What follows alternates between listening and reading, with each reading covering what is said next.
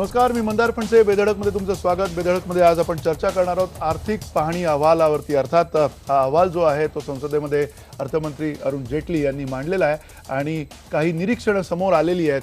एक प्रकारे litmus taste म्हटली जाते एकूण अर्थसंकल्पाच्या पार्श्वभूमीवरची, आणि त्या अनुषंगाने आपण चर्चा करणार आहोत. काही महत्त्वाचे प्रश्न त्यानिमित्तानं आपण आज उपस्थित करतोय.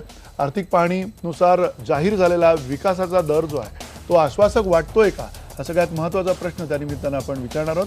विकासाचे निकष ठरवताना GDP सोबतच मानवी विकास निर्देशांकाचा सुद्धा तितकाच विचार व्हावा का, हा सुद्धा एक महत्त्वाचा प्रश्न त्यानिमित्तानं आज आपण चर्चेला आणणार आहोत.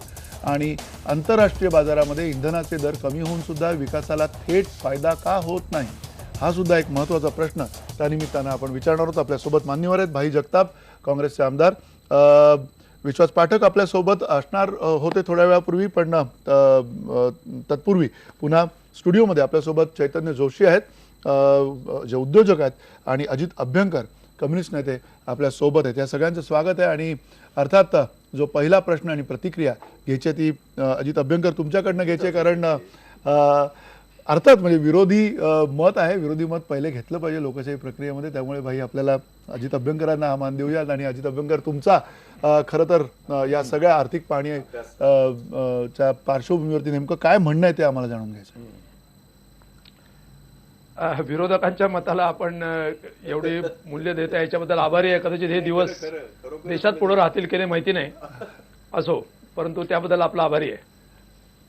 सगळ्यात पहिली गोष्ट म्हणजे मला या आर्थिक पाहणी अहवालाचा तर थोडा वेळच झालेला आहे, त्यामुळे संपूर्ण तो अहवाल मोठा असतो, तो सगळा वाचून त्याच्यावरती भाष्य करणं बरोबर हे अभ्यासांती केलेलं भाष्य असं मी म्हणू शकत नाही. परंतु सर्वसाधारणतः काही चॅप्टर्स महत्त्वाचे जे आहेत ते बघून जे काही प्राथमिक चित्र दिसतंय त्याच्याबद्दल मी भाष्य करतो. त्यामुळे काही संपूर्ण ओपिनियन आहे असं आपण समजू नये. सगळ्यात पहिला मुद्दा म्हणजे असा की एकूण वाढ त्यांनी 7.6% का 7.3% जी सांगितलेली आहे. आता ही वाढ नेमकी कुठनं येते, मला सगळ्यात चिंतेचा विषय तो आहे. तुम्ही जर त्याचा ब्रेकअप पाहिलात, कारण आपल्याला आर्थिक पाहणी अहवालावरती कॉमेंट करायचे नाही, त्याच्या मागे जी परिस्थिती दिसते त्याच्यावरती कॉमेंट करायची आहे. तर मला जे चित्र दिसतंय असं की सगळ्यात फास्टेस्ट ग्रोईंग जो सेक्टर आहे तो म्हणजे रिअल इस्टेट आणि फायनान्स आहे. तुम्ही जर त्याचा जर आकडा पाहिला तर तो आपल्याला दिसतोय 10.3%. आणि ऍग्रिकल्चर जे आहे त्याचा ग्रोथ रेट दिसतोय 1.1%. नक्की, ज्याच्यामध्ये 55% लोक काम करतात आणि जिथून फक्त 18 किंवा 17% इतका GDP येतो, त्या सेक्टरची ग्रोथ फक्त 1.1% आहे. आणि ज्या ठिकाणी सगळे पैसेवाले, बहुतेक त्यातले काळा पैसावाले असे जे मंडळी आहेत, real estate, finance sector, professional services, इथल्या सेक्टरची ग्रोथ 10% आहे. त्याच्यामुळे एम्प्लॉयमेंट जिथं माणसं आहेत तिथं ग्रोथ नाहीये, आणि जिथे फक्त पैसा आहे आणि बहुतेक वेळेला सट्टेबाजीवर या अशा म्हणजे थोड्याशा सेमी लिगल ज्याला म्हणतो अशा प्रकारच्या गोष्टी आहेत, त्याच्यामधल्या सेक्टरची ग्रोथ सगळ्यात जास्ती, मला अत्यंत चिंतेची गोष्ट वाटते. दुसरा मुद्दा तुम्ही आता प्रस्तावनेमध्ये जो म्हणला होतात की आपला जो ग्रॉस टॅक्स रेव्हेन्यू आहे म्हणजे कर संकलन, त्या कर संकलनाची जर तुम्ही बाजू पाहिलीत तर मागच्या वर्षी जेव्हा त्यांनी बजेट मांडलं होतं तेव्हा अशी अपेक्षा केली होती की GTR म्हणजे ग्रॉस टॅक्स रेव्हेन्यू हा 15.8% वाढेल असं त्यांनी एस्टिमेट केलेलं होतं. तुम्ही म्हणलात की क्रूडच्या किमती आंतरराष्ट्रीय बाजारात जवळजवळ 1/4 खाली आल्या, परंतु या सरकारने त्याचं मुख्य काम काय केलं असेल तर इनडायरेक्ट टॅक्सेस प्रचंड वाढले. आणि त्याच्यातून त्यांनी सरळ असं म्हणलेलं आहे की 15-16 मध्ये आतापर्यंत म्हणजे डिसेंबरपर्यंत 34.8% एवढी वाढ इनडायरेक्ट टॅक्सेसच्या कलेक्शनमध्ये झालेली आहे. म्हणजे किती, म्हणजे 1/3 इतकी तुम्ही वाढ इनडायरेक्ट टॅक्सेसमध्ये करू शकलात, वसुलीमध्ये. आता याचा अर्थ काय होतो, याचा अर्थ असा होतो की तुमचा भर जो आहे तो इनडायरेक्ट टॅक्सेसवरती आहे. तुम्ही ते कर कमी केले नाहीत आणि ते कर कसे वाढवले याचं वर्णन सुद्धा याच्यात मोठ्या अभिमानाने केलेलं आहे. मोठी म्हणजे शर्मेची गोष्ट आहे. तेव्हा डायरेक्ट टॅक्सेस किंवा ब्लॅक मनी या विषयावरती काय फारसं आम्हाला करायचं नाही, हे त्याच्यातनं स्पष्ट दिसलं. आणि तिसरा मुद्दा म्हणजे असा की एक्सपोर्ट कमी होत आहेत, कारण आंतरराष्ट्रीय परिस्थिती वाईट आहे, सगळं मांडलेलं आहे त्याच्यामध्ये. एक्सपोर्ट कमी होत आहेत, इम्पोर्ट कमी होत आहेत, पण एक्सपोर्ट कमी होण्याचा जो वेग आहे हा जास्ती म्हणजे फास्ट कमी होतोय तो. नक्की नक्की. आणि इम्पोर्ट कमी होण्याचा वेग कमी आहे. त्याच्यामुळे करंट अकाउंट मधले जे डेफिसिट आहे ते करंट अकाउंट म्हणजे ट्रेड डेफिसिट आणि करंट अकाउंट डेफिसिट म्हणजे थोडक्यात व्यापार समतोल जो आहे तो व्यापार समतोल अधिक निगेटिव्ह होणं एक. आणि दुसरं म्हणजे जे तात्कालिक म्हणजे कॅपिटल अकाउंट सोडून जे काय आपल्याला परकीय चलनाचा बॅलन्स आहे तो आता जीडीपीच्या 1.4% आहे. आता 1.4% म्हणजे आपण डेफिसिट मध्ये आहोत. आणि असं असताना हे कुठल्या परिस्थितीमध्ये की क्रूड ऑइलचं इम्पोर्ट प्रचंड मोठ्या प्रमाणात कमी झालं आहे, त्याचं बिल कमी झालेलं आहे. एवढं कमी होऊन म्हणजे आपण आपल्या इम्पोर्टच्या जवळजवळ 30% इम्पोर्ट बिल हे 2 वर्षापूर्वीपर्यंत असायचं. आता त्याचे रेट 1/4 आले. म्हणजे 30% जो आपण करत होतो तो आता जवळजवळ कदाचित माझ्या मते 10%, 8% इतकं आपल्या इम्पोर्टचं बिल येईल आता त्याचं. एवढं कमी होऊन सुद्धा तुमचा ट्रेड अकाउंट म्हणजे करंट अकाउंट डेफिसिट हा 1.3% होता मागच्या वर्षी, तो 1.4% आला. म्हणजे there is a complete mismanagement of current account. म्हणजे तुमचं जे पैसे येत आहेत बाहेरनं काही सर्व्हिसेस वगैरे लोक देतात ते पैसे पाठवतात ते आणि तुमचा एक्सपोर्ट या दोन्हीमध्ये सिरियस प्रॉब्लेम आहेत आणि तो अत्यंत चिंतेची बाब आहे असे मी प्राथमिक एवढं नक्की. हे प्राथमिक निरीक्षण आहेत तुमची, तुम्ही म्हणताय. अर्थात चैतन्य जोशी, काय निरीक्षण आहे तुमची या सगळ्या अहवालाच्या अनुषंगाने आणि त्यातूनही अजित अभ्यंकरांनी मांडलेली काही निरीक्षणं जी आहेत ती तुम्हाला कितपत पटत आहेत? मला त्यांची निरीक्षणं पटत नाहीत.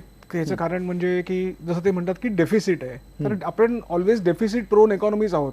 गेल्या इंडिपेंडन्स पर्यंत आतापर्यंत कधी एकही वर्ष डेफिसिट हा कमी झालेला नाहीये. दरवर्षी तो वाढतो. आणि जरी तेलाची निर्यात तेलाचे भाव जरी कमी झाले असतील तरी तेलाचं कन्झम्पशन पण वाढतं. ग्रोईंग इकॉनॉमी जेव्हा असेल तेव्हा तेलाचं कन्झम्पशन पण वाढलं की ऑटोमॅटिकली डेफिसिट पण वाढणार आहे. पण कन्झम्पशन वाढेल कसं काय? म्हणजे तेलाचे भाव कमी झालेत हे आंतरराष्ट्रीय मार्केटमध्ये झालेत, आपल्याकडे डोमेस्टिकमध्ये त्याचं काही नाही. डोमेस्टिकमध्ये जरी झाले नसतील तरी कसं आहे की हा पैसा कशासाठी वापरला जातो हा तुमच्या आपण ऑइल इम्पोर्ट्स जास्ती प्रमाणामध्ये केलेत, कमी झालेत भाव म्हणून आंतरराष्ट्रीय बाजारातले, असं काही आत्ताचं चित्र आहे असं तुम्हाला म्हणायचं? आपण ऑइल इम्पोर्ट्स कमी करू शकत नाही कारण आपण ग्रोईंग इकॉनॉमी आहोत. आज 48% foreign direct investment year on year मागच्या वर्षी इंडियात आलेली आहे. त्यामुळे इंडियाच्या इंडस्ट्रीज, इंडियाचं ऍग्रिकल्चर, जे काय आहे व्यवसाय आहेत त्यांना तेल तर जास्ती लागणारच आहे. हायवेजची ग्रोथ आहे. आज गडकरी साहेब महिन्याला काय 25 किंवा 30 किलोमीटर हायवे बांधतात आणि मार्च मध्ये ते 100 किलोमीटर पर्यंत नेणार आहेत. तर या सगळ्या गोष्टीला तर इंधन तर लागणारच. आज आपल्याकडे जो नॅचरल गॅस बनतोय तो आज आपल्याला ऑइल कंपनीजना लॉस मध्ये विकावा लागतोय कारण नॅचरल गॅसचे भाव एवढे कोसळले जगभरातून की आज असं होईल की मग देशातून कशाला गॅस घ्या, परदेशातून गॅस घेतला तो स्वस्त पडेल आज आपल्याला. आणि ह्याच्यातून जो काय इनडायरेक्ट टॅक्सेस मधून जो काय पैसा जातोय तो परत देशाच्या इकॉनॉमीमध्ये जातोय, तो काय बाहेर कुठे जात नाहीये. आणि ह्याच्यात बऱ्याच सेक्टर्समध्ये खूप ग्रोथ झाली. उदाहरणार्थ पॉवर सेक्टर. तर पॉवर सेक्टरमध्ये 32 गिगावॉट 26.5 गिगावॉट प्रोडक्शन झालंय, जे रेकॉर्ड आहे आतापर्यंत. कधीही कुठल्याही वर्षी गेल्या 50 वर्षात 60 वर्षात असं एवढं प्रोडक्शन कधी झालेलं नाहीये. आणि आपण काही वर्षात असं जर का प्रोग्रेस चालू ठेवला रिन्युएबल एनर्जी म्हणा किंवा ट्रॅडिशनल कोलच्या पासनं, तर पियुष गोयल वगैरे सगळ्या लोकांनी अफलातून काम केलंय आणि त्यातून इंडिया एनर्जी इंडिपेंडंट होण्याच्या दिशेने चाललेली आहे. आपला सर्वात मोठा आपल्यावर जो भर पडतो तो पेट्रोलचा किंवा डिझेलचा किंवा जो क्रूड ऑइलचा इम्पोर्ट आहे तो आज पण आपल्यावर मोठा भर आहे. आणि आता $35 आसपास क्रूड ऑइलची ब्रेंट क्रूडची किंमत आहे, ती एखाद्या वेळा वाढू शकते. जर का ती वाढली तर आपल्याला त्रास होईल. हे अरविंद सुब्रमण्यमनी सांगितलंय की हे धोके आहेत की एक्सपोर्ट्स कमी होत आहेत. पण बाजारात जगात सगळीकडेच मंदी आहे. त्याच्यामुळे भाव म्हणजे एक्सपोर्ट्स कमी होणं हे नॅचरल आहे. दुसरी गोष्ट, चायनानी जसं त्यांची करन्सी डिप्रिशिएट केली आहे त्या प्रमाणात आपली करन्सी डिप्रिशिएट झालेली नाहीये. युआन जो गडगडला त्या हिशोबाने रुपये तेवढ्या हिशोबाने गडगडलेला नाहीये आणि त्याच्यामुळे चायनीज एक्सपोर्ट्स अजून पण आपल्याहून जास्ती कॉम्पिटिटिव्ह आहेत. दुसरी गोष्ट, बांगलादेश वगैरे असे जे छोटे देश आहेत हे ना कोटास जास्ती फेवरेबल आहेत म्हणजे अमेरिकेत किंवा युरोपमध्ये. त्यामुळे त्यांच्याकडनं जास्ती प्रोडक्शन घेतलं जातं आणि त्याचा आपल्यावर फटका पडतो. नॉन टॅरिफ ट्रेड बॅरियर्स ज्याला म्हणतात की म्हणजे प्रत्येक जण आज काय करतो की माझं मार्केट मला प्रोटेक्ट करायला पाहिजे. मग ते युरोपियन युनियन असेल किंवा अमेरिका असेल की आमच्या लोकली मेड प्रॉडक्ट्सना जास्ती भाव मिळाला पाहिजे, परदेशातून आलेल्या प्रॉडक्ट्सना कमी भाव मिळाला पाहिजे, म्हणून ते बॅरियर्स इरेक्ट करतात आणि त्याच्यामुळे आपले एक्सपोर्ट डेफिनेटली अफेक्टेड आहेत. पण पुढच्या 1 वर्षात ते सुधारतील अशी अपेक्षा आहे. नक्की. तुम्ही म्हणता की पुन्हा कदाचित जी निर्यात आहे ती सुधारेल पुढच्या काही वर्षामध्ये. पहिली मी येतो अजित अभ्यंकर तुमच्याकडे, पण तत्पूर्वी भाई पुन्हा प्रश्न हाच आहे की ज्या पद्धतीने आता विकासाचा दावा केला गेला आहे, 7.5% पर्यंत आपण पोहोचल्याचा म्हटलं गेलेलं आहे, 8 पर्यंत पण पोहोचू आपण अशा पद्धतीची सुद्धा त्याच्यामध्ये एक आशा दाखवलेली आहे. कितपत आपण त्याच्यावरती या आशादायी चित्रावरती विश्वास ठेवू शकतो? मंदार, असं आहे की याच्यामध्ये देशाने जर प्रगती करत असेल कुठच्याही माध्यमातून तर त्याचं स्वागतच व्हायला पाहिजे. देश पुढे जातोय, देश जर हे करत असेल तर त्याचं आपल्याला स्वागत करायलाच हवं. कारण त्याच्यासाठी आपण इथे नाहीच आहोत. इथे सरकार कोणतीही येऊ द्यात, परंतु त्या सरकारांनी जर काही भरीव काम केलं आणि त्या भरीव कामाच्या आधारावर पायाभूत सगळ्या ज्या गोष्टीने जर आम्ही वाढत असू, कॉस्मॅटिक नव्हे पायाभूत ह्याच्यावर जर वाढत असो तर त्याचं स्वागतच करायला हवं. परंतु इथे खरी गोम आहे. असं आहे की अजित अभ्यंकर म्हणाले त्या मताशी मी सहमत आहे. 400 पानाचं हे जे काय आज जे काय आपल्या समोर आलेलं आहे, हे आता हे 4 तासामध्ये ते 400 पानं उलटून त्याच्यावर काय फारसं हे करता येणार नाही. परंतु आपल्या ह्या तासभराच्या चर्चेमध्ये एक गोष्ट मात्र आपल्याला महत्वाच्या काही गोष्टी आपल्याला चर्चा करता येतील. अजित अभ्यंकरांचा तो विषय असल्या कारणाने त्यांनी तो अगदी करंट डेफिसिट असेल किंवा बाकी काही डेफिसिट असेल त्याच्या बाबतीमध्ये ते बोललेले आहेत. मी ते फार बारकाव्यामध्ये जाणार नाही. परंतु आपण आज जो काय म्हणतो, आपल्या समोर चित्र आल्यावर ताबडतोब काय चित्र आलं, सगळ्यात पहिलं चित्र काय आलं तर आम्ही 7.3% ने आम्ही ग्रोथ करतोय. आता 7.3% ग्रोथ करतोय हे फक्त आम्ही पेपरवर करतोय की ती दिसते कुठंतरी? कारण ग्रोथ ही दिसली पाहिजेच, म्हणजे यश हे दिसतंच. अपयश किती वेळेला तरी लपवण्याचा कोणीतरी प्रयत्न करतो, परंतु यश हे दिसतंच की हो. याच्या अगोदर सुद्धा आता चैतन्य जोशी जे म्हणत आहेत ते काय जगाची आर्थिक मंदी हे आज नाही आलं. हे गेली 3-4 वर्ष सातत्याने युरोपियन कंट्रीचं काय झालं, काही कंट्री तर वॉशआउट झाल्या, ही वस्तुस्थिती आहे तुमच्या आणि आमच्या समोर. आणि म्हणून मला सगळ्यात मोठं आश्चर्य वाटतंय, त्यांच्या एका मताशी सहमत आहे मी चैतन्य जोशींच्या, की पॉवर सेक्टरमध्ये विशेषतः जे 27% आपण ज्या गिगा बॅट आपण जे काही वीज निर्मिती करतोय ती अगदी बरोबर आहे आणि ते आशादायी चित्र आहे. परंतु ते चित्र ह्या वर्षभरामध्ये तयार झालं किंवा ह्या 2 वर्षात 1.5 वर्षात तयार झालं असं नाही. आपण लक्षात ठेवा की आज सोलरवर जो काय आपण भर दिला, म्हणजे अगदीच म्हणायचं झालं तर याच्या व्यतिरिक्त कोळशा व्यतिरिक्त सुद्धा कोळसा असेल, आपण केलेला अणु करार आठवा, त्याच्यामध्ये आपल्याला त्यावेळेला या सगळ्या लोकांनी त्याच्यावर काय गजब केला हे तुम्हाला माहिती आहे. परंतु आज सुद्धा जगभरामध्ये अणुवीज जी आहे ही सगळ्यात स्वस्त वीज आहे आणि म्हणून त्याच्यामध्ये ती जी प्रगती केली ती आम्ही मान्यच करतो. परंतु माझा आक्षेप 7.3 ला नाही, मुळात 7.3 हे खरोखर 7.3 आहेत का याच्याशी माझं हे आहे. आणि तसं जर असतं तर मला एक सांगा की याच्यामध्ये कुठच्या सेक्टरमध्ये आम्हाला असं वाटतंय की आम्ही वाढलोय? उद्योग तुम्ही बघा, उद्योगाची काय स्थिती आहे. तुम्ही एक पॉवर सोडलं तर power sector I agree, fully agree, परंतु त्याबरोबर इतर सेक्टर जे आहेत ज्याची जी पॅरामीटर्स पूर्वी आपण जो जीडीपी ग्रोथ ज्याचे निकष होते हे निकषच बदललेत. आता त्यांनी जे सांगितलं ते खरं आहेत, कारण तिकडे ते सुब्रमण्यम बसलेले आहेत, त्यांना ते सगळे US त्यांच्या डोक्यात असणंही चांगलं आहे. त्यांनी जी आता सिस्टम जी अडॉप्ट केलेली आहे याची मूल्यांकन करण्याचं जीडीपी ग्रोथची, ती सिस्टम आहे अमेरिकेची, US सिस्टम आहे, चांगली आहे ती. परंतु ती सिस्टम ह्याच्यामध्ये ज्या निकषाशी निगडित आहे ते निकष त्या गोष्टी आमच्याकडे आहेत का? तर त्याचं उत्तर नाही आहे. आणि म्हणून जर समजा तुम्हाला बेरीज करायची आहे, समीकरण लावायचं असेल तर समीकरणाचं उत्तर तुम्ही सांगताय की हे एवढं उत्तर आहे, परंतु तिथे ती गोळाबेरीज तर दिसली पाहिजे कुठेतरी. ती प्रगती दिसली पाहिजे, ती इंडस्ट्रीत दिसली पाहिजे, ती सर्वसामान्यांच्या क्रय याच्यामध्ये क्षमतेत दिसली पाहिजे, ती आमच्या याच्यामध्ये वाढते, आमचं मार्केट वाढतंय, आमचं हे वाढतंय, या सगळ्या गोष्टीमध्ये दिसली पाहिजे ना. कारण ही सुद्धा पॅरामीटर आहेतच ना याची, आपल्या याची ग्रोथची. त्यामुळे माझं म्हणणं असं आहे की 7.3 काय, आपण डबल फिगर मध्ये जायला हवं आणि ते देशाच्या दृष्टीने आवश्यक आहे. परंतु ते खऱ्या अर्थाने आम्हाला भ्रामक नका तुम्ही दाखवू. तुम्हाला प्रॉब्लेम असा आहे या सगळ्या सरकारचा, चैतन्य यांना जोशींना सगळं ते भ्रामक मान असं हलवतात, दाखवणं त्यांना यांना कदाचित हे जमतंय. मान्य होताना दिसत नाही. नाही, भ्रामक ते आहे का नाही चैतन्य दिसणार. जोशी हे भ्रामक आहे. भ्रामक आहे असं म्हणतात? नाही बिलकुल भ्रामक नाही. आता जर का तुम्ही प्रत्येक सेक्टर वाईज माझ्याकडे आकडे आहेत. मी भाई खूप वयाने मोठे वयाने मोठं म्हणजे मोठं सॉरी पण मी ज्येष्ठ आहेत, पण मी आकडेवारीने मी सांगतो. आता उदाहरणार्थ का कॅपिटल मार्केटचं आपण केलं की ज्या कंपनी शेअर मार्केटमध्ये पहिल्यांदा IPO काढून येत आहेत, तर मागच्या वर्षी 11,581 कोटी रुपये त्यांनी मार्केटमधनं उचलले फॅक्टरीज टाकण्यासाठी, डेव्हलपमेंटसाठी. तर त्याच्याऐवजी यावर्षी 51,311 कोटी रुपये उचललेले आहेत. म्हणजे 5पट ग्रोथ आहे.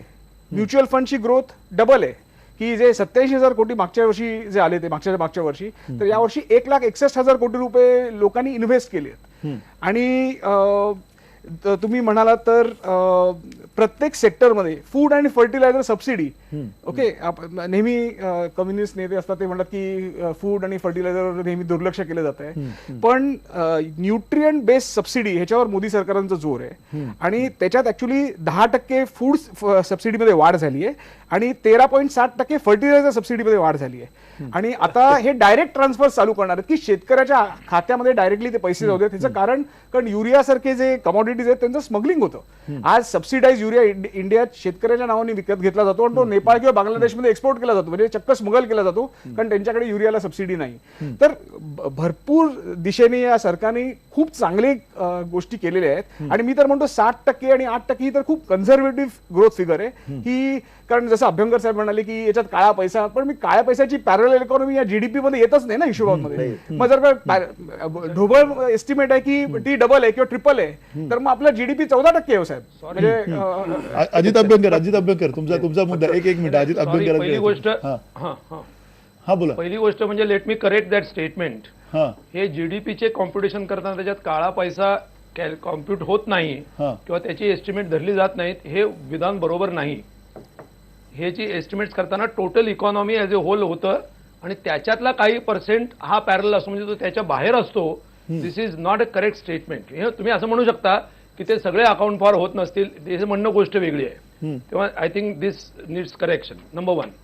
नंबर 2, दुसरं असं ते असं म्हणाले की पॉवर सेक्टरमध्ये खूप वाढ झाली. भाई जगतापांनी पण अणु कराराचा जरा खोचक उल्लेख केला, चांगली गोष्ट आहे, आठवण आहे त्या गोष्टीची.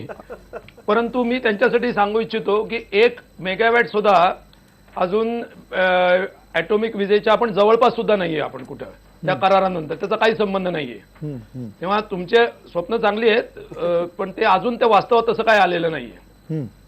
पहिली गोष्ट. दुसरी गोष्ट अशी की जे आता इलेक्ट्रिसिटी पॉवर सेक्टर मगाशी त्यांनी जे सांगितलं त्यातले ठीक आहे, सोलरमध्ये काही ऍडव्हान्समेंट झालेली, ती आंतरराष्ट्रीय झाली, त्याचे काही प्रतिबिंब इथे दिसत आहेत. पण माझ्याकडे आकडे तिथे इकॉनॉमिक सर्व्हे मधले इलेक्ट्रिसिटी गॅस हा जो एक सेक्टर आहे इंडस्ट्रीचा, त्याच्यामधली ग्रोथ 5.9% आहे आणि ती मागच्या वर्षी 8% होती.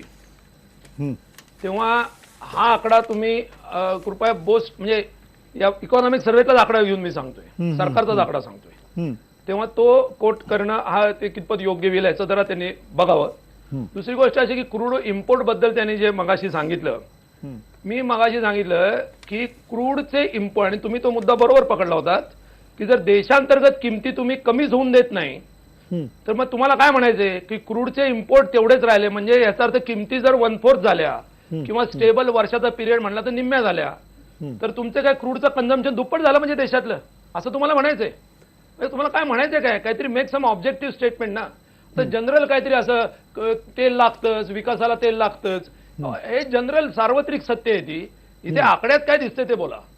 आणि can you explain this figure by saying this की एवढं डिमांड वाढली, एवढं कन्झम्पशन वाढलं, ते तुम्हाला एक्झॅक्टली काय त्याला एकत्र उत्तर देता येईल. कारण त्यांनी 2 मुद्द्यांचा हे केला.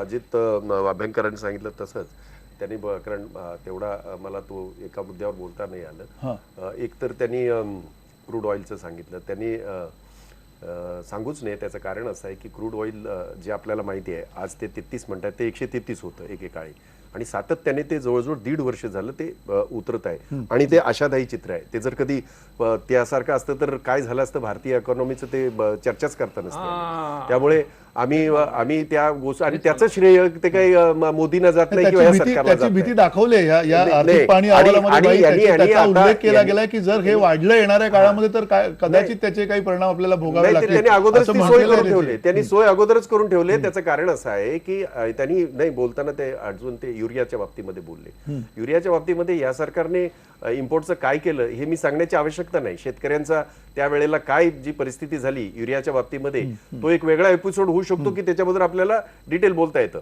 परंतु मला हे म्हणायचं आहे की तुम्ही आता जेव्हा आर्थिक पाहणी करत आहात, आर्थिक पाहणी तर खरं चित्र देशासमोर येऊ द्या. आणि ते खरं चित्र येत असताना एखादा मुलगा जर डिस्टिंक्शनने पास झाला असा तुमचा दावा आहे तर त्याचा आनंद सगळ्यांना झाला पाहिजे. नक्कीच. अहो तुम्ही त्या ह्याच्यामध्ये आकड्यांमध्ये बदल करून जर तुम्ही त्याला डिस्टिंक्शन झाला म्हणून सांगत असाल आणि भासवत असाल तर ते चित्र फारसं चांगलं नाही. कारण ह्याचा बेस जो आहे हा आपण समजून घ्या की आता तो आज विषय नाही, मग तो याचा असेल गुजरातच्या याच्यामध्ये व्हायब्रंट गुजरातमध्ये अशी आकडेवारी आम्ही सगळ्यांनी पाहिली हो. म्हणजे त्यांनी त्यावेळेला असं सांगितलं होतं, दावा केला होता 2001 पासून 2012 पर्यंत जवळजवळ $800 बिलियन तिथे ही आली म्हणून सांगितलं. तर प्रत्यक्षात 7 बिलियनची तिथे ही आली होती. म्हणजे अशी जर ती आकडेवारी असेल तर मात्र मग ह्या देशाचं काही या इकॉनॉमिक सर्व्हेचा काही खरं नाही असं मला सांगावं लागेल. आणि म्हणून तुम्ही देशासमोर खरे आकडे ठेवा. हे जर असतील आशेचे आशे खरे, जे शक्यता नाही पूर्णतः, तर आम्ही त्याचं स्वागतच करू. हे खोटे कसे असू शकतील? कारण सांगतो मुळात ना. जर संसदेच्या पटलावरती हे सगळे आकडे अशा पद्धतीने ठरवलेले असतील आणि ठेवलेले असतील तर याच्यामधलं तुमचे सगळे पक्ष प्रमुख वगैरे सगळे तिकडे आहेत ना. मग हे खोटे आकडे खोटे आहेत हे असं तुम्ही जर इतकं स्पष्टपणे म्हणत असाल तर असं त्याच्यावरती विश्वास सहजासहजी कोणी ठेवेल का? नाही, त्यांनी विश्वास ठेवूच नाही. माझं तर म्हणणं असं आहे की त्याच्या पूर्णतः सायंटिफिक ह्याच्यामध्ये जा ना, की आतापर्यंत आपण जीडीपी आपला जसा मोजत आलो त्याच्या काही ज्या काही पॅरामीटर्स आहेत, तो किचकट प्रश्न आहे, हे आहे पूर्ण ती प्रोसेस ती पूर्णतः मला एकट्याला माहित आहे आणि बाकीच्या कोणाला माहित नाही असं समजण्याचं काही कारण नाही. ती मला सुद्धा ती पूर्णतः अवगत 100% अवगत असेल असाही मी दावा करत नाही. परंतु एवढं मात्र मी नक्की सांगेन की या बाबतीमध्ये आता चर्चा होईलच. म्हणजे आजच त्यांनी तो हे केलंय आणि परवा त्या हे ठेवणार आहेत, बजेट हे परवा ठेवणार आहेत, त्याच्यावर चर्चा होईल. कारण हे बजेटरी सेशनच आहे, त्याच्यावर चर्चा होईलच. परंतु काही हे असतात ज्याला म्हणतो ना आपण सिम्पटम्स, की जेव्हा आपल्याकडे एखादी ही येते प्रगती वाढते किंवा घरामध्ये जर एखाद्या गोष्टीची ही आली, जास्त पैसा आला, जास्त आलं, तर त्याचं एक वेगळं वातावरण होऊन जातं ना. सोबततेचं वातावरण सोबततेचं वातावरण. मला सांगा आज इस्टेटमध्ये काय आहे, मुंबईच नव्हे, कारण संपूर्ण याच्यामध्ये जर आपण मेट्रो सिटी बघितल्या तर त्या सगळीकडे इस्टेटची आजची स्थिती काय आहे. आजची शेतकऱ्यांची तर न बोललेलं बरं, कारण त्या बाबतीमध्ये हे कधी बोलणारच नाही. हे किती जरी दावा केला जो तो करत होते की मोदी सरकार, काय सांगितलं तुम्ही? चैतन्य जोशी, आता एक शब्द वापरला. चैतन्य जोशी हे भाजपचे प्रवक्ते नाही, पण आता उद्योजक म्हणून त्यांना कदाचित त्यांच्याकडनं आशा आहे. कारण उद्योजक कुठलाही असो, कुठल्याही राजवटीमध्ये असो, त्याला आशावादी असावंच लागतं. त्यामुळे मी कुठे असं म्हणालो की तुम्हीच असं म्हणताय, मी असं समजूनच नाही चाललो की ते प्रवक्ते आहेत. त्यांनी तो एक शब्द वापरला तो मला पाहिजे, कारण शब्द चांगला मलाही वापरता येईल. काय वापरला तुम्ही तो? त्यामुळे याच्या बाबतीमध्ये जेव्हा आपण म्हणालात की ऍग्रिकल्चर याच्या बाबतीमध्ये मोदी सरकार या काहीतरी निकषावर बेस आहे असा आपण एक शब्द प्रयोग केलात, तर तो शब्दप्रयोग जर खरा असेल की तर मग ही जी काय आजची काय स्थिती जी आहे याची आपल्या शेती विभागाची पूर्ण देशाची, ती तर कठीणच आहे हो. आज ज्या पद्धतीने आपण नक्की बाई तुम्ही जे म्हणता की एकूण कृषी, आपण पुढच्या भागामध्ये त्याच्यावरती बोलणार आहोत. एक छोटासा ब्रेक घेऊया, ही चर्चा आपण सुरू ठेवूया. चर्चेमध्ये अर्थात आपला जो चर्चेचा भाग आहे त्याच्यामध्ये आर्थिक पाहणी अहवाल जो आहे त्या अहवालामध्ये नेमकं काय आहे, ज्या अहवालावरनं कदाचित आपल्याला सोमवारी जे बजेट मांडलं जाईल, जो अर्थसंकल्प मांडला जाईल, सादर केला जाईल, त्या अर्थसंकल्पनाच्या अनुषंगाने त्याचा अंदाज सुद्धा आपल्याला घेण्याचा एक उद्देश आहे या चर्चेमागचा. एक छोट्याशा ब्रेक नंतर आपण ही चर्चा सुरू ठेवूया.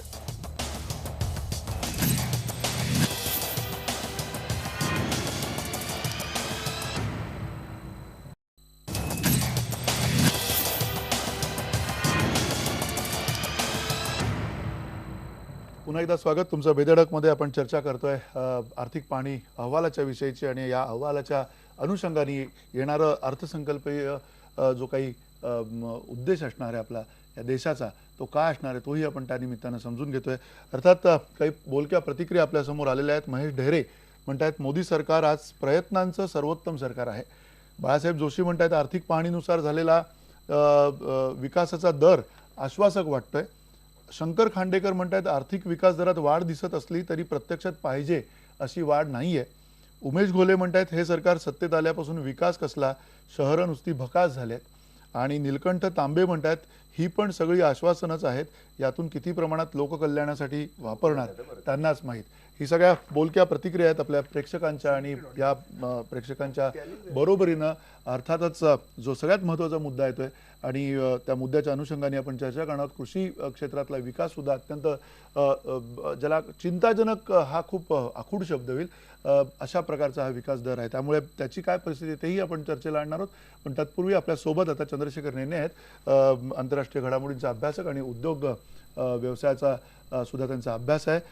एकूण या सगळ्या चर्चेमध्ये चंद्रशेखर नेने तुम्हाला सुद्धा हाच प्रश्न आहे की आत्ताचा जो आर्थिक पाहणी अहवाल आहे ज्याच्यामधनं तुम्हाला नेमकी आशा दिसते, निराशा दिसते की या सगळ्या अहवालात कुठेतरी एक प्रकारचं ज्याला आपण म्हणूया की भारत एका वेगळ्या अशा वातावरणामध्ये, आशादायी वातावरणात जाण्यासाठी तयार होतोय अशी परिस्थिती दिसते.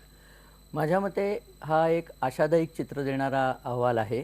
त्याचं मुख्य कारण म्हणजे असं की आपल्या इथे जी प्रगती होत असते त्या प्रगतीला सर्वात मोठा अडसर असतो मॉन्सूनचा अडसर असूनसुद्धा आपण आत्तापर्यंत जी प्रगती केली आहे ती निश्चितपणे आपल्याला त्याचं कौतुकच करायला पाहिजे. आणि याच्यापुढे आत्ताचे जे अंदाज आहेत ते यावेळेला मॉन्सून चांगला पडेल असेच अंदाज आहेत. आणि त्या सगळ्याचा जर आपण आढावा घेतला तर त्या अर्थाने हे उत्तम दिशेने पाऊल चाललेलं आहे. याहूनही प्रगती जास्ती होऊ शकली असती, पण हे कुठल्याही प्रगतीबद्दल आपल्याला म्हणता येतं की याहून प्रगती जास्त होऊ शकली असती. याहून वाईट होऊ शकली असती का, हा खरा प्रश्न आहे. माझ्या मते हे फार आशादायक चित्र आहे. आणि 7.75% जे सांगितलेलं आहे फिगर, ती फार चांगली फिगर सांगितलेली आहे.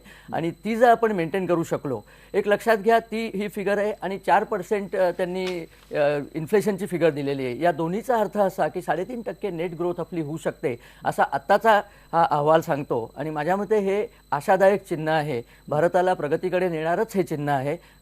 एक लक्षात ठेवा, भारताची प्रगती ही अनेक घटकांवर अवलंबून असते. मॉन्सून हा त्यातला एक मेजर घटक आहे. हे जसं या सरकारला लागू आहे आधीच्या सरकारांना पण लागू होतं. त्यामुळे हे घटकांचा ज्यावेळेला आपण विचार करतो आणि त्यातनं ज्या वेगानं पुढे जाणं आपल्याला अपेक्षित आहे तो वेग तुम्हाला इथे दिसतोय का? तो वेग कदाचित भारताला जो अपेक्षित वेग आहे तो वेग साधताना हे सरकार किंवा त्यांची धोरणं तुम्हाला दिसत आहेत का? मी तर उलट असं म्हणेन की UPAचा दुसरा जो सेक्शन होता 5 वर्षाचा त्या सेक्शनमध्ये वेग असा दिसलाच नाही. आता आपल्याला जो दिसतोय तो वेग आहे. कदाचित त्याच्या तुलनेत हा वेग आपल्याला खूपच जास्त वाटत असेल. हा काही पुरेसा वेग आहे असं माझं मुळीच म्हणणं नाही. परंतु आपण प्रगतीकडे निश्चित चाललेलो आहोत. या सरकारकडे एक ठरलेली दिशा आहे आणि त्या दिशेला ते परिमाण देत आहेत वेगळ्या वेगळ्या तऱ्हेचं, हे अगदी नक्कीच आहे.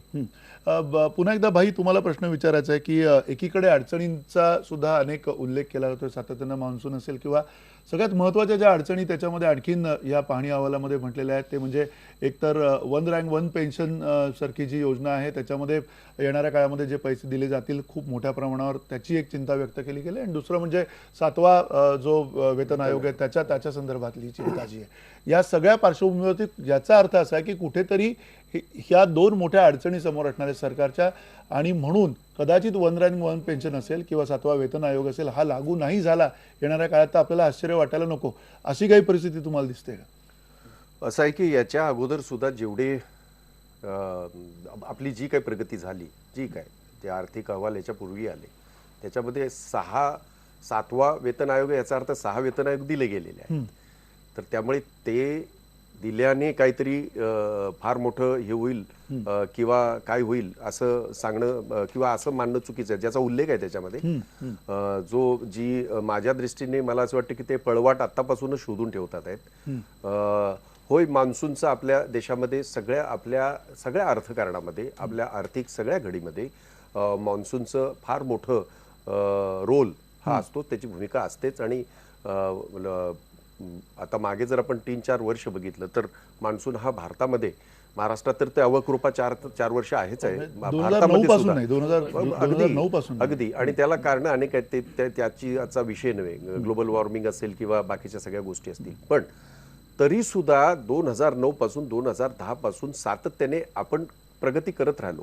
ही गोष्ट लक्षात घेणं आवश्यक आहे की जगभरामध्ये मंदी असताना सुद्धा युरोपियन राष्ट्रीय काही अगदी वाईपआउट झाल्या, काही इकॉनॉमी तर साफ झाल्या. म्हणजे ज्याला आपण प्रगत हे म्हणतो, जगामधलं प्रगत देश अमेरिका, त्यांची ग्रोथ ही निगेटिव्ह आहे. ह्या सगळ्या पार्श्वभूमीवर आपण गेली 4-5 वर्ष तर आपण सातत्याने प्रगती करतच आहोत या सगळ्या जीडीपी मध्ये, या सगळ्या संकटांना तोंड देत असताना सुद्धा. त्यामुळे मला असं वाटतं की 7व्या वेतन आयोगामुळे जर काही हे करत असतील तर ती रडीचा त्यांनी खेळ खेळू नये, ते द्यावंच लागेल. आणि राहिली गोष्ट, आपण मुद्दाम तो उल्लेख केला की 1 रँक 1 पेन्शन हा अतिशय ह्याला सेंटिमेंटल इश्यू गेली अनेक वर्षापासूनचा होता. त्याच्यावर निर्णय झालेला आहे आणि सरकारने घेतलेल्या निर्णयावर तो पूर्णतः सुद्धा निर्णय झालेला नाही.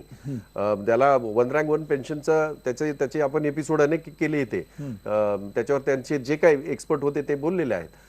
परंतु ते द्यावेच लागेल. मागे पुढे होतं, 6वा वेतन आयोग सुद्धा त्याच वेळेला तात्काळ तो हे झाला असं मी दावा करणार नाही, परंतु हे सगळं द्यावंच लागेल. कारण ही यंत्रणा जी काय आहे, जी काम करते आहे, ज्याला तुम्ही त्याच्यात उल्लेख केलाय, 7वा वेतन आयोग दिल्याच्या नंतर लोकांकडे सुबत्ता येईल आणि मग तो त्याची क्रयशक्ती वाढेल वगैरे वगैरे जे म्हणताय तुम्ही, हे म्हणत असताना फक्त आपण सरकारी नोकऱ्या किंवा PSUच्या नोकऱ्या एवढंच बघतोय, आपण दुसऱ्या सेक्टरचा तर विचारच करत नाहीये.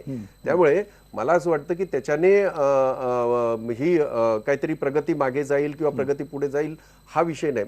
आमच्या दृष्टीने विषय महत्वाचा असा आहे की तुम्ही आश्वासक जे वाटतंय, इथे काही प्रेक्षकांनी सुद्धा म्हणाले किंवा नेने सुद्धा म्हणाले की आश्वासक वाटतंय, आपण हे मानूनच चालायला पाहिजे की हे जे काय आता समोर आलेलं आहे ते आश्वासक आहे. ठीक आहे, मग जर हे आश्वासक गेल्या वर्षी होतं, त्याच्या अगोदरच्याही वर्षी होतं, तर मग आजची जी स्थिती, आज ज्या स्थितीला तुम्ही आम्ही सामोरं जातोय ती का, हा माझा प्रश्न राहणार आहे. सर्वसामान्य एक भारतीय म्हणून सुद्धा, मी काही अर्थतज्ञ नव्हे किंवा मी काही हा नव्हे, परंतु मी हा प्रश्न नक्कीच विचारेन की फक्त आम्ही त्या आकडे बघून आश्वासक समजतोय की खऱ्या अर्थाने ती प्रगती झाली म्हणून आम्ही आश्वासक वाटतोय. नक्की. चैतन्य जोशी तुम्ही मगापासून भाईनी काही गोष्टी मांडल्या की 1 रँक 1 पेन्शन, OROP, एवढ्या वर्षात तर ORP कोणी दिलं नाही, या सरकारने दिलं आणि त्याची पूर्ण बजेटरी प्रोव्हिजन केलेली आहे.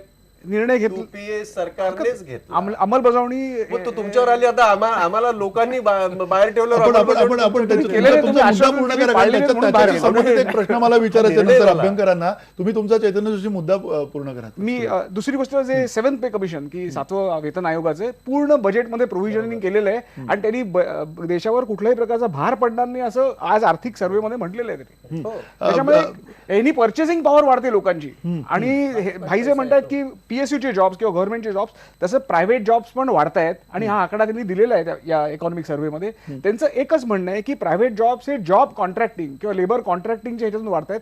कारण लोकांना, इंडस्ट्रियलिस्टना असं वाटत नाही की लोकांना नोकरीवर जर आपण ठेवलं तर उद्या लेबर अनरेस्ट झालं तर काय करणार, म्हणून लेबर पॉलिसीज इम्प्रूव्ह करायची गरज आहे, मग जॉब्स पण वाढतील. नक्की. आपण पुन्हा नाही त्या विषयाचा त्याच्याकडे येऊया आपण. भाई पण अजित अभ्यंकर तुम्हाला जो मुद्दा विचारायचा आहे, मानवी विकास निर्देशांक म्हणून आपण बऱ्याचदा त्याच्यावरती अनेकदा चर्चा सुद्धा केलेल्या आहेत. एकीकडे आपण GDPच्या संदर्भामध्ये बोलत असतो, मुळात प्राधान्याने या सगळ्याकडे बघताना मानवी विकास निर्देशांक हा आता जो विचार आहे तो सुद्धा लोप पावत चाललाय असं आपल्याला म्हणायची वेळ आली का? कारण मानवी विकास निर्देशांकासंदर्भात कोणी बोलताना दिसत नाही, एक. आणि दुसरं त्याच्याशी संबंधित जर का अगदी बोलायचं झालं तर या अगोदर विरोधक जे होते, जे आता सत्तेत आहेत, ते असं म्हणत होते की त्यावेळेला अन्न सुरक्षा योजना असेल किंवा अगदी त्या काळामध्ये जी काँग्रेसनी UPA सरकारने ज्यावेळेला मनरेगाची योजना चालवली होती, या दोन्ही योजनांच्या बाबत सुद्धा खूप क्रिटिकल अप्रोच होता त्यावेळेला.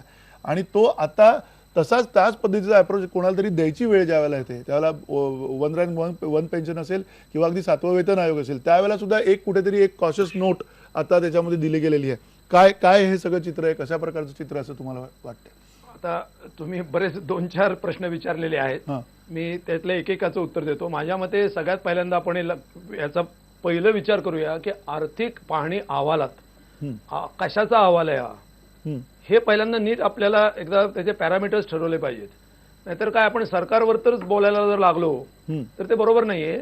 आर्थिक परिस्थिती काय पेशंट नेमका कुठल्या अवस्थेमध्ये आहे याचा अहवाल आहे आणि साधारणपणे डॉक्टर त्याचं प्रोग्नॉसिस काय सांगतो याचं डायग्नोसिस आणि प्रोग्नॉसिस हा तो डॉक्टरचा रिपोर्ट आहे असं आपण समजूया. त्यामुळे डॉक्टरचं मत आणि प्रत्यक्ष पेशंटची परिस्थिती या दोन्हीच्या बद्दल एकत्रित आपल्याला बोलण्याची गरज आहे. ते मी दोन्ही शक्यतो बॅलन्स करून बोलण्याचा प्रयत्न करतो. सगळ्यात पहिली गोष्ट म्हणजे अशी की तुम्ही मानवी विकास निर्देशांकांचा उल्लेख केलात. अत्यंत योग्य उल्लेख आहे. फक्त त्या विकास निर्देशांकाच्या तांत्रिकतेमध्ये न जाता मी या आर्थिक पाहणी अहवालात त्याचं जे अत्यंत विचित्र चित्र दिसतं ते मी फक्त आपल्याला दाखवतो की अवेलेबिलिटी ऑफ फूड ग्रेन्स हा म्हणजे फिजिकल क्वालिटी ऑफ लाईफ ज्याला आपण म्हणतो याच्यामधल्या availability of food grains per capita availability of food grains हा एक महत्वाचा इनपुट आहे. आता तुमचं शेती क्षेत्र हे यावर्षी 1.1% वाढलं असं चित्र आहे आणि मागच्या वर्षी ते 0.2% कमी झालं असं चित्र होतं. यावर्षीचा मान्सून कमी झाला हे मी ऐकलं. तर मागच्या वर्षी काय झालं होतं ते मला माहित नाही. म्हणजे मागच्या वर्षी मोदी सरकार आल्यामुळे पाऊस कमी पडला असंही झालं असेल पण काहीतरी झालं त्याच्यामुळे ते 0.2% होतं आणि यावेळेला 1.1% आहे फक्त. असं असल्यानंतर लॉजिकली काय व्हायला पाहिजे तर फूड ग्रेन्सच्या प्राइसेस खूप वाढायला पाहिजेत. कारण फूड ग्रेन्सचा कारण पॉप्युलेशन जर 1.4%ने 1.6%ने वाढत असेल तर याचा अर्थ फूड ग्रेन्स हे जास्त वाढले पाहिजेत त्याच्या किमती. परंतु हे आपलं सरकार काय सांगता येतं की आम्ही फूड ग्रेन इन्फ्लेशन जे आहे ते कमी करू शकलेलो आहोत आणि त्याची कारणं पण त्यांनी दिलेली आहेत. त्याची कारणं अशी दिलेली आहेत की आम्ही ॲग्रिकल्चर सपोर्ट प्राइस जे आहेत त्याच्यामध्ये अगदी मॉडरेट इन्क्रीज केला. म्हणजे स्वामीनाथन कमिटीच्या अहवालाची अंमलबजावणी करून आम्ही शेतकरी मालाला हमी भाव देऊ या स्वतःच्या आश्वासनाने त्यांनी हरताळ फासला. त्यामुळे 55% लोक शेतीचे प्रोड्युसर आहेत लक्षात घ्या.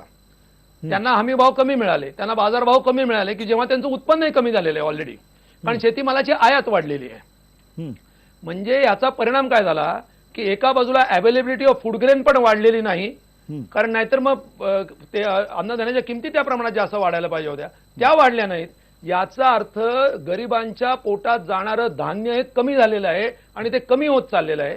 शेतकऱ्यांच्या हातात जाणारा पैसा कमी झालेला आहे. निर्विवादपणे याच्यातून या एवढ्या 4 आकड्यांवरून सिद्ध करता येईल. इतका सफिशियंट क्लिंजिंग एव्हिडन्स आहे. आता पुढचा मुद्दा आता पुढचा मुद्दा तुम्ही असं मगाशी म्हणालात एक तुम्ही काहीतरी प्रश्न विचारत होतात पुढचा मला अन्न सुरक्षा किंवा वेतन आयोग द्यायची वेळ येते नाही आता असं आहे की 7वा वेतन आयोग 1 रँक 1 पेन्शन हे म्हणजे असे एखाद्याच्या डोक्यावरचे केस गळाले म्हणून त्याचं वजन कमी झालं असं म्हणण्यासारखा प्रकार आहे हा. कारण जेव्हा हे सरकार 5-5 लाख कोटी रुपयाच्या सवलती कॉर्पोरेट हाऊसेसना देतं आणि त्याचे आकडे पब्लिश झाले आहेत माझ्या मनचे आकडे नाही ते म्हणजे आपल्या टोटल टॅक्स रेव्हेन्यूच्या 50% त्याला टॅक्स एक्सपेंडिचर असं एक गोंडस नाव दिलं जातं which is actually concession to the corporate houses. एवढे देताना त्यांना काहीच वाटत नाही परंतु त्यांना 1 रँक 1 पेन्शन द्यायचा प्रश्न आला की त्यांना भयंकर ओझं झाल्यासारखं वाटतं किंवा 7वा वेतन आयोग दिल्याचा प्रश्न आला. मागच्या वर्षी आपण कॉर्पोरेट इन्कम टॅक्स होतो 30%वरून 25%वर आणला आता या पुढच्या वर्षासाठी. वेल्थ टॅक्स रद्द करून टाकला पण या वेळेला आपलं उत्पन्न किती बुडणार आहे त्यांनी विचार केला नाही कारण त्यांना खात्री होती की आपण इनडायरेक्ट टॅक्सेस आपण डिझेल पेट्रोलवरच्या ज्या किमती आहेत त्याच्यामधल्या जे टॅक्सेस कॉम्पोनंट भरपूर वाढवायचा गरिबांवरचे कर लादायचे आणि श्रीमंत तर काय आपलेच आहेत त्याच्यामुळे त्यांना काही जास्त त्रास देण्याची गरजच नाही त्यांना वाटेल त्या सवलती देत राहायच्या.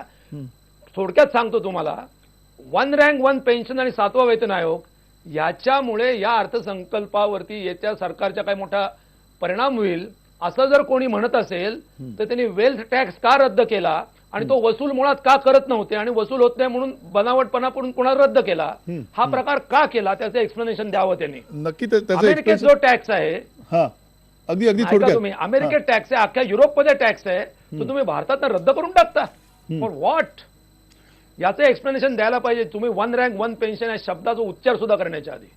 अर्थात पण त्याबरोबर पुन्हा एक मिनिट मी चंद्रशेखर नेने तुम्हाला प्रश्न हाच विचारायचा की टॅक्स स्ट्रक्चर जे आहे सगळं जे ज्या पद्धतीनं फेररचना त्याची करण्याचा ज्यावेळेला विषय येतो, येणाऱ्या या अर्थसंकल्पामध्ये आत्ताच्या पाहणी अहवालाच्या अनुषंगाने जर बघितलं तर येणाऱ्या अर्थसंकल्पामध्ये कुठेतरी त्याच्यावरती पुन्हा अधिकचे कर आपल्यावरती पडतील अशी शक्यता आहे, की कर थोडे कमी होतील आणि कुठेतरी दिलासा मिळेल सामान्य माणसाला अशी शक्यता आहे? या सरकारने सुरुवातीपासूनच सांगितलं होतं की they want to simplify the tax code. Tax कोडच्या सिम्प्लिफिकेशनची गरज आहे. आतापर्यंतच्या 60 वर्षाच्या सरकारांमध्ये कॉम्प्लिकेटेड टॅक्स करायचे आणि लोक ते भरायचे नाहीत म्हणून ओरडत राहायचं, हे अतिशय चुकीची भूमिका घेतलेली होती.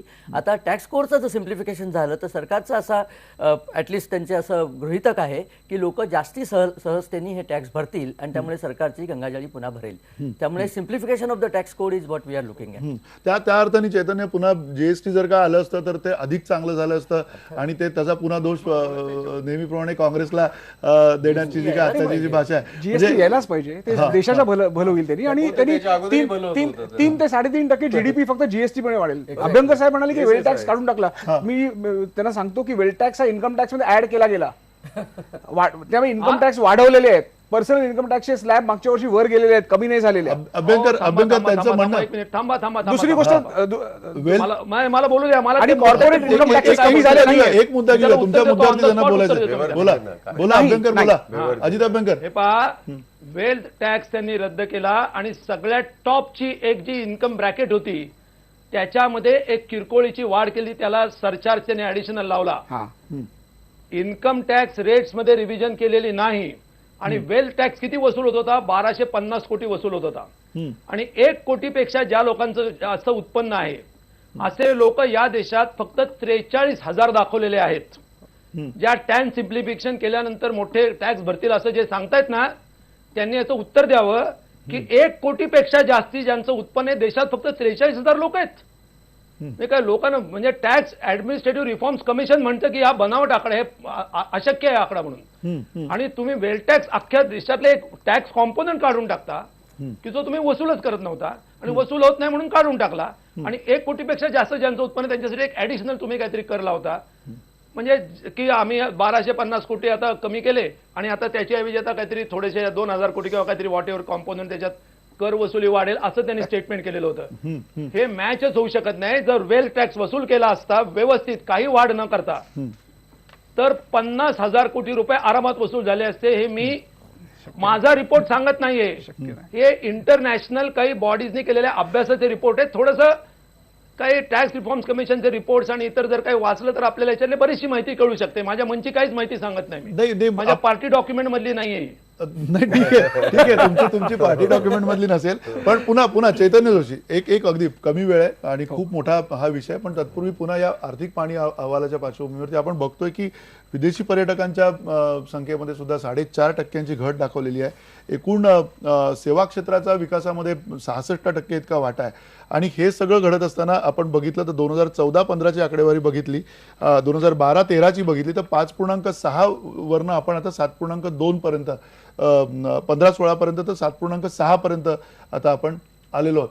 हे सगळं चित्र पाहता अगदी थोडक्यामध्ये उद्योग असतील किंवा अगदी येणाऱ्या काळामध्ये सुबत्ता, जो मगाशी भाईंबरोबर पण आपण बोलताना विषय चर्चेला घेतला, तर सुबत्तेचं वातावरण किंवा तो जो एक फील गुड फॅक्टर जो आहे, तो फील गुड फॅक्टर जो आहे तो येण्याची शक्यता तुम्हाला अजूनही वाटते ह्या सगळ्या पार्श्वभूमीवरती?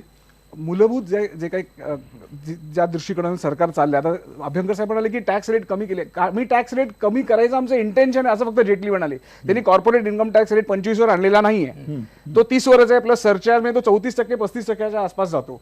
दुसरी गोष्ट की 4 इयर्स आणणार आहे, 4 वर्षांनंतर बघू ना किती आता 2-3 वर्ष आहेत, आणावे लागतील आता 2-3 वर्षातच आणावे. आणि दुसरी गोष्ट ह्याच्यात या सर्व्हेमध्ये सुब्रमण्यम म्हणाले की आम्ही एक्झम्पशन्स काढून टाकतोय, म्हणजे टॅक्स आम्ही बेस वाढवतोय आणि लोकांच्याकडनं जे श्रीमंत आहेत त्यांनी जास्ती टॅक्स भरावा, त्यांची एक्झम्पशन्स काढून टाकतोय.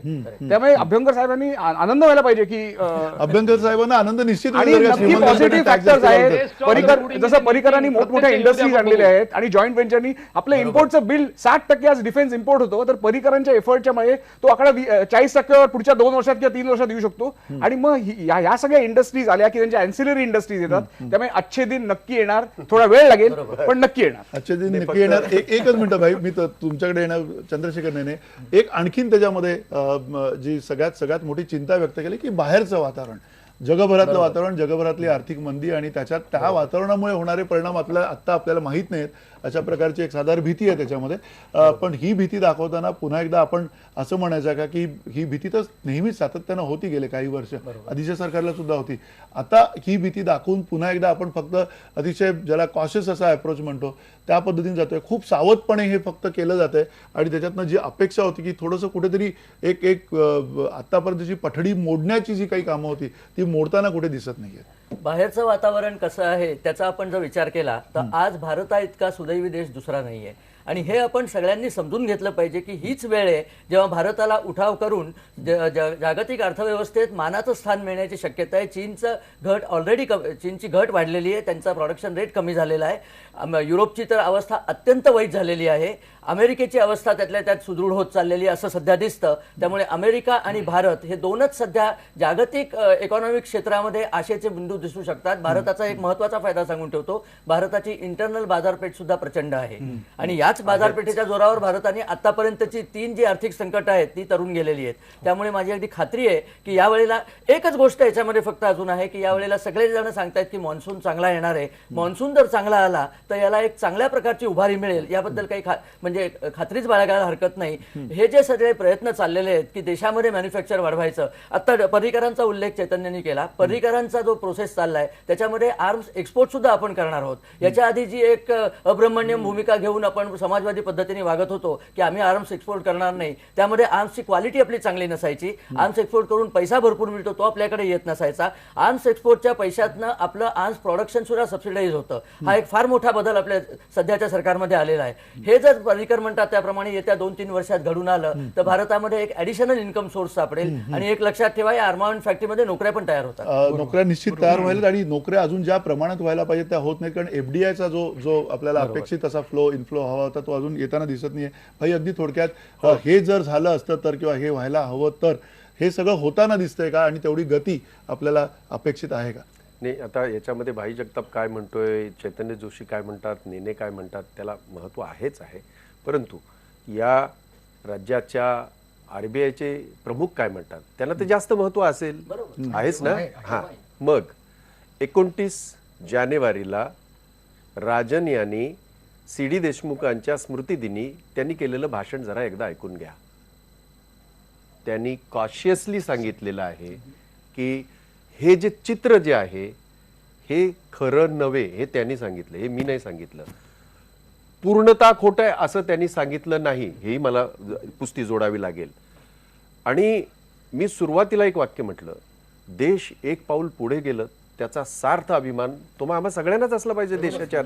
परंतु भ्रामक कल्पना घेऊन जर आम्ही पुढे जायला लागलो तर हा देश या परिस्थितीमध्ये, वाईट परिस्थितीमध्ये किती पुढे जाईल, या सगळ्या आर्थिक सर्वेक्षणामध्येच पुढे जाईल की खऱ्या अर्थाने पुढे जाईल, हा प्रश्न नक्की. आणि तो प्रश्न भाई जगताप विचारत नाही तर तो प्रश्न आरबीआयचे हे जे आहेत गव्हर्नर आहेत ते विचार. नक्की. भाई तुमचा अतिशय मुद्दा जो महत्वाचा मुद्दा तुम्ही काढलाय हे त्याच्यामध्ये निश्चित खरं आहे. पण अर्थात वेळ संपलेली आणि येणाऱ्या सोमवारी जो अर्थसंकल्प जाहीर होईल आणि या अर्थसंकल्पातनं तुमच्या आमच्यासाठी नेमकं काय आणलेलं आहे ते आपल्याला कळणार आहे. आर्थिक पाहणी अहवालातनं आपण एक त्याची चुणूक बघितलेली आहे, त्याच्यातनं नेमकं काय घडू शकतं त्याची एक आपण ही चर्चा घडवून आणली त्यानिमित्तानं. आणि अर्थात सोमवारी आपण सगळे IBN लोकमतवरती हा अर्थसंकल्प जो आहे तो पाहणार आहोत. अर्थसंकल्पातनं तुमच्या आमच्यासाठी अच्छे दिन असणार आहेत किंवा नाही हेही सोमवारीच आपल्याला कळणार आहे. धन्यवाद, नमस्कार.